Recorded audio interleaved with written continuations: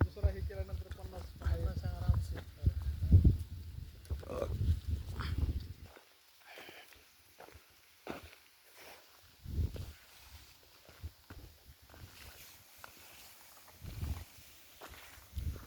Sir नमस्कार. नमस्कार. Sir आपलं पूर्ण नाव आणि पत्ता सांगा.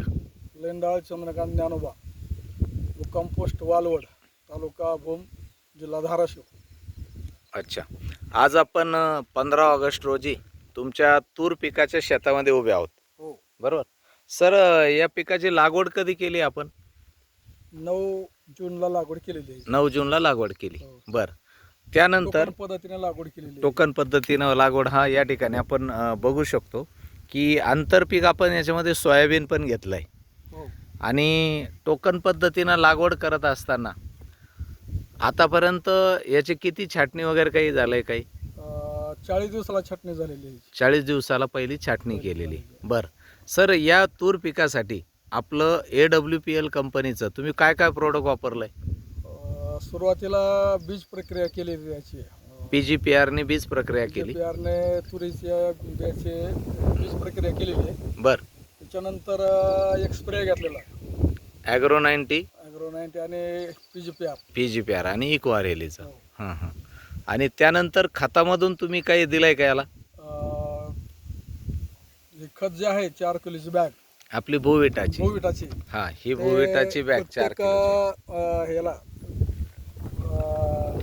प्रत्येक बुडाला हां, 1-2 बोटामध्ये जेवढं काय बसल समजा चिमूटभर येतं. चिमूटभर हां, तेवढं त्याच्या बुडाला टाकलं, जास्त टाकलेलं नाही. अच्छा. आणि सरकारी तर कसलंच टाकलेलं नाही. अजून रासायनिक खत कुठलंच टाकलेलं नाही. टाकलेलं नाही तुरीला. फक्त भुविटा आपलं बोविटावर जमिनीतून जेवढं दिलं हो. आणि वरतून एक स्प्रे घेतला आणि बीज प्रक्रिया केली. बीज प्रक्रिया बरोबर. त्याला केली. तर आज मी तिला 15 ऑगस्ट रोजी साधारणतः आपण असं गृहीत धरू की किती 65 दिवस झाले. तर आज मात्र ही तूर पिकाचा जर शेंडा आपण बघितला तर बघा शेतकरी मित्रांनो, जवळजवळ सरांच्या छातीच्या लेवलनी ही तूर आलेली आहे.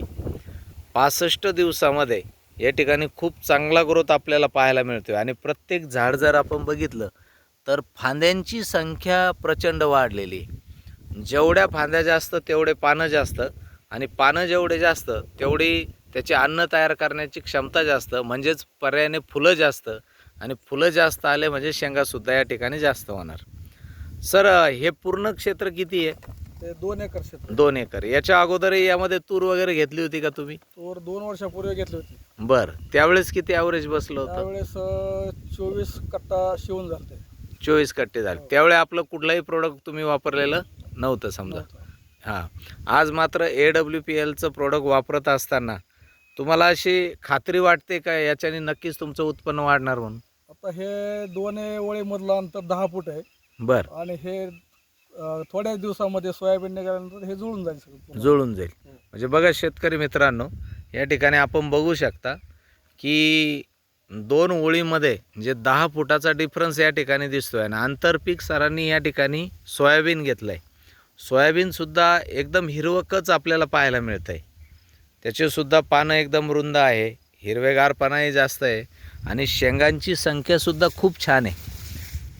एकाच झाडाला बुडापासून तर शेंड्यापर्यंत आपल्याला संपूर्ण शेंगा या ठिकाणी पाहायला मिळत आहे.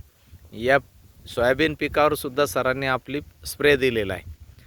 तर सर एकंदरीत हे प्रोडक्ट वापरून आपण पूर्ण समाधानी आहात? समाधान आहे. बरं. इतर जे काही तूर उत्पादक शेतकरी असेल तर त्यांच्यासाठी आपला काय सल्ला राहील? बाकीच्या शेतकऱ्यांनी सुद्धा हे AWPLचं PGPR, इक्वारियाली, हरियाली, ॲग्रो 90, हे भुविटा हे प्रोडक्ट वापरलं पाहिजे, जेणेकरून रासायनिक खताचा खर्च कमी होईल आणि उत्पन्नामध्ये नक्कीच वाढ होईल. उत्पन्नात वाढ होणे आणि ते तूर वगैरे खाण्यासाठी सुद्धा शेतकऱ्यासाठी किंवा त्याच्यासाठी चांगलं आहे. ओके. विशेष सर सगळ्यात महत्त्वाचं की रासायनिक खताचा वापर केलेला नाही. हो. आणि आता जस्ट सर आपण जर म्हणजे त्यांचा पहिलाच शेंडा खोडाचा झालेला आहे. तर आता सध्या एकेका झाडाला 12, 13, 14, 15 फुटवे आहेत. म्हणजे सेकंड शेंडा अजून खुडायचा आहे. बरोबर. सरांचं म्हणणं असं आलं की साधारण 50च्या पुढे त्याचे ब्रँचेस राहतील, हो, फुटवे राहतील. 50च्या पुढं ब्रँचेस. वा वा. जबरदस्त. धन्यवाद सर.